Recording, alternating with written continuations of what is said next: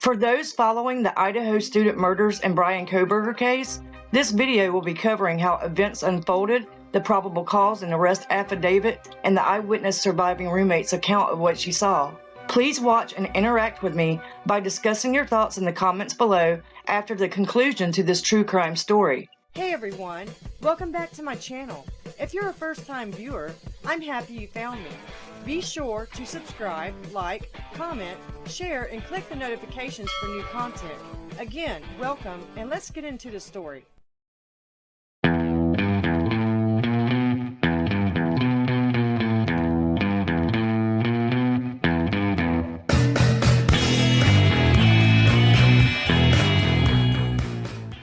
For over 6 weeks, this case seemed to be going cold when an arrest was finally made in late December. Bryan Kohberger, the alleged murder suspect, was arrested on December 30th, 2022, at his parents' home in Pennsylvania in connection to the murders of 4 college students in Moscow, Idaho on November 13th. Kohberger is a 28-year-old former PhD student criminal justice major at Washington State University who was living in Pullman, about 15 minutes from the house on King Road, where 6 students attending the University of Idaho lived in an off-campus house. In the early morning hours between 4 and 4:25 a.m. on November 13, 2022, 4 were brutally stabbed to death while they slept.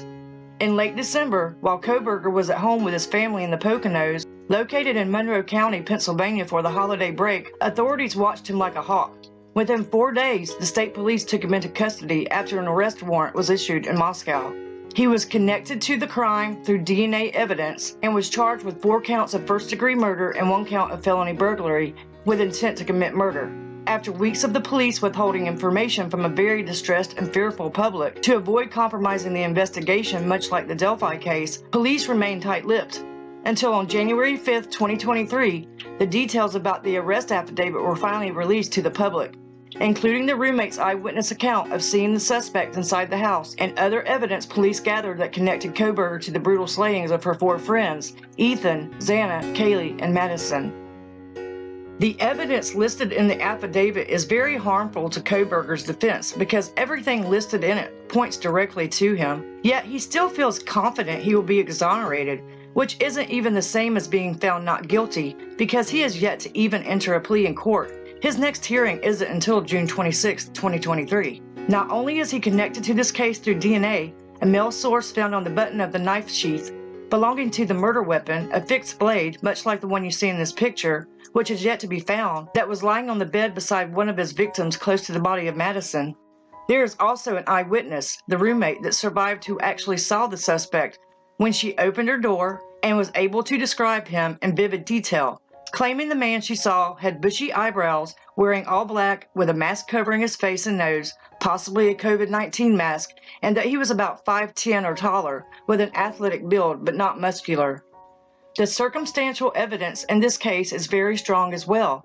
The fact his cell phone pinged at least 12 times in the area near 1122 King Road, where the house is located, weeks before the murders occurred, and an online court record that shows on August 21, 2022, when Kohberger was pulled over in his white Hyundai Elantra and given a citation for not wearing his seatbelt at around 11:40 p.m. on Highway 8 at the intersection that leads straight to the off-campus house, about 2 miles away from where the 4 students were slaughtered 3 months later. It is the exact route that online maps advised to take to get to nearby Pullman, where Kohberger lived, attended school, and also worked as a teaching assistant. It is believed that during the early morning hours of November the 13th, around the time the murders occurred between 4 to 4:25 a.m., that Kohberger either set his phone to airplane mode or turned it off between the hours of 2:47 to 4:45 a.m. When investigators searched his cell phone records, they indicated that the lack of pings during those times to any cell phone towers in proximity to the crime scene could have been a concerted effort to avoid detection that he was ever there. However, later that morning around 9 a.m., before the 911 call was even placed, his cell phone pinged near King Road, as if he were there to see if any police had arrived yet to discover the grisly scene inside the house. He most likely thought that the 911 call had been placed hours ago and was hoping he could see the police in action, investigating what he allegedly caused. In the affidavit, there is a redacted statement about a possible motive for the killings. It claims Kohberger may have been stalking one of the victims for several months before the killings. Kaylee's father has said in interviews that his daughter told him that she felt like she was being stalked. When the case first broke, my mind immediately flashed to images of serial killers. These types of killers rarely have a specific motive. Instead, there is usually a certain pattern and preference to the murders they commit, called an MO, which stands for modus operandi, and literally translates to a particular method of doing something. Most experts believe that a first-time killer doesn't choose to kill multiple victims at the same time, so it is very possible that Kohberger has killed before.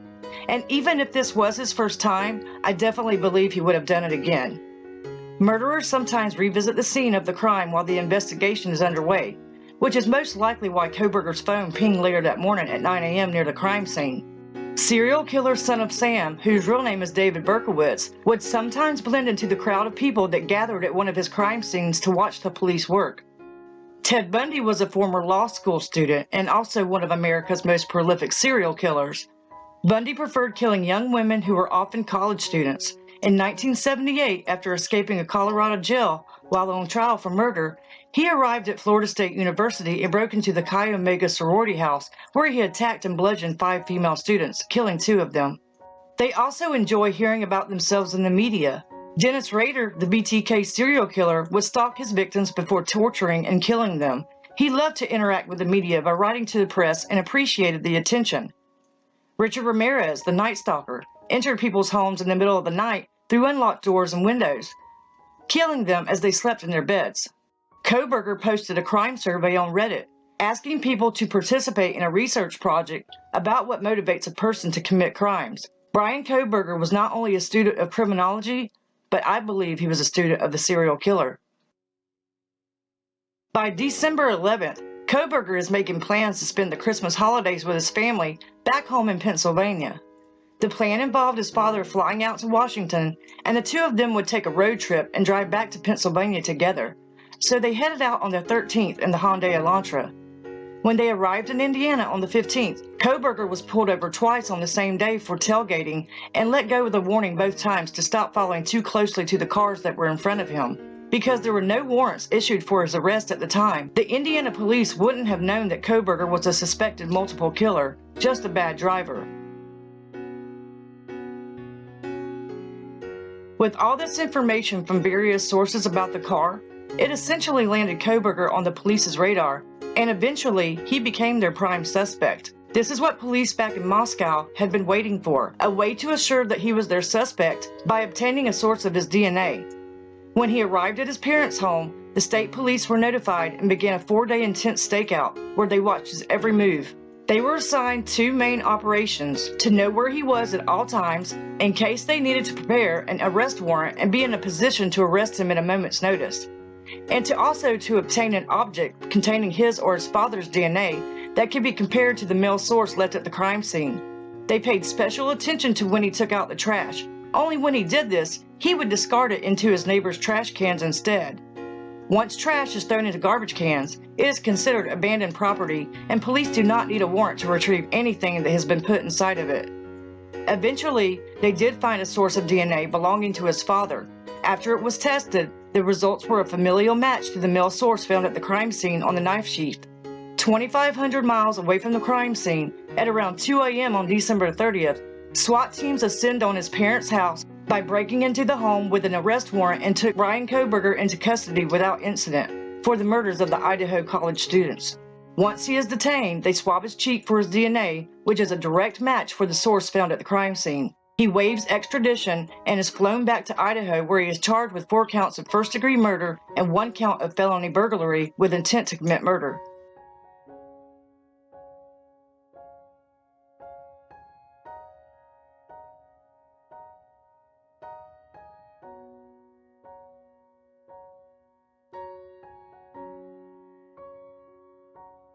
DM are the initials used in the affidavit and is the eyewitness roommate that came face to face with the suspect as he left the scene. So why didn't DM call 911? That's the million-dollar question, right? After she saw the suspect, she claimed that she froze in fear as he walked past her, then watched as he left, where she retreated back to her bedroom and locked the door, where she remained for hours until after he was long gone. How could she not simply dial 911 the second he exited the house?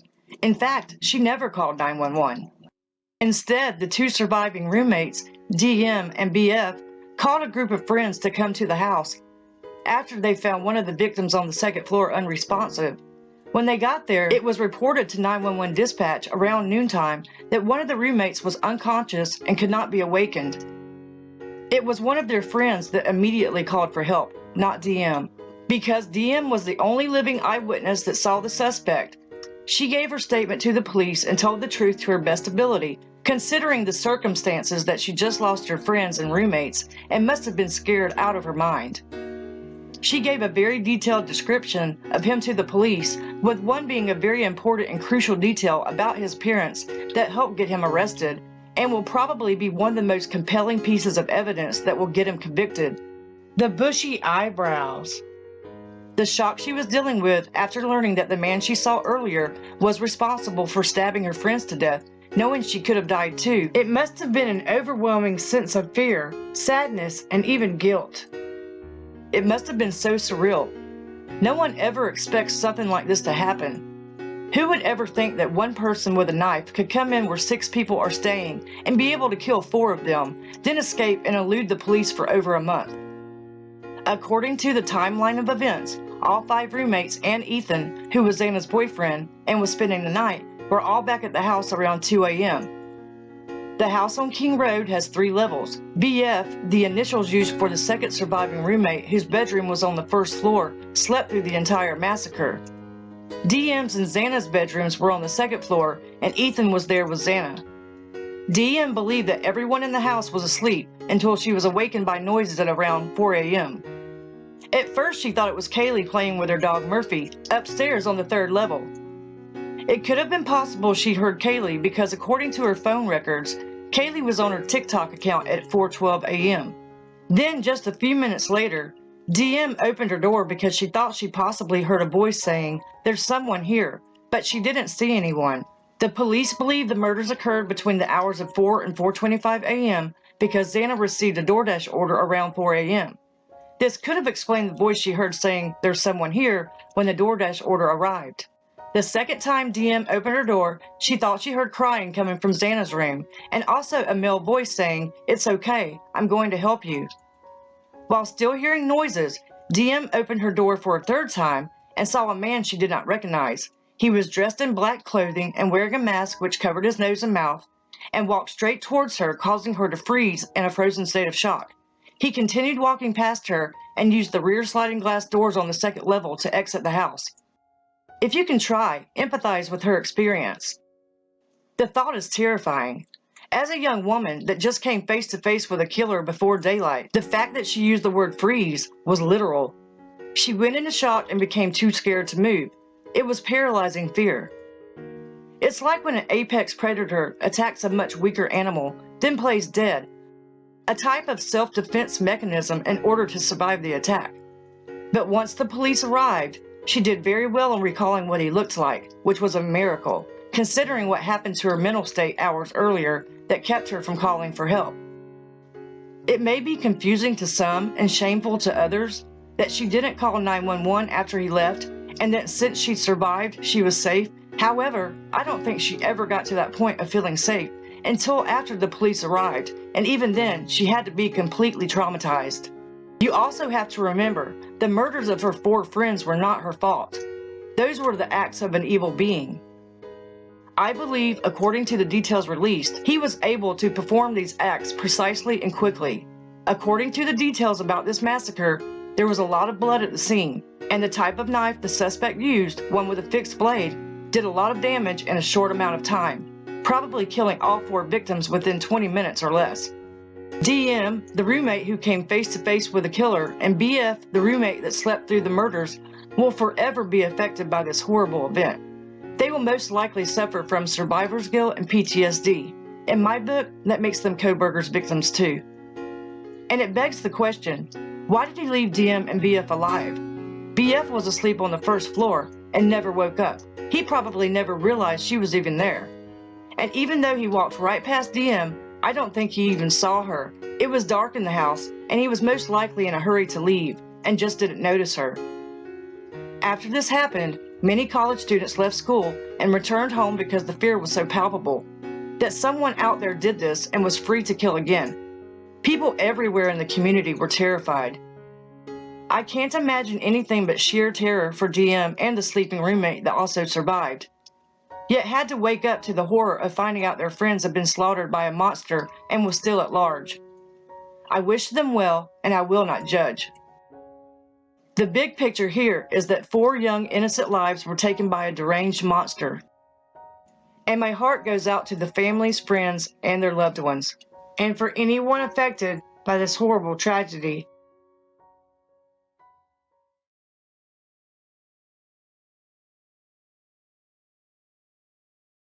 For new content and breaking news stories, please be sure to click the notifications to follow along and be notified when updates are available. Don't forget to like, comment, and please feel free to share.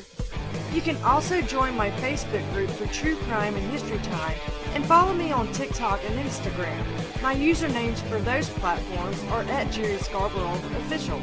And as always, thank you for watching, subscribing, and supporting my channel.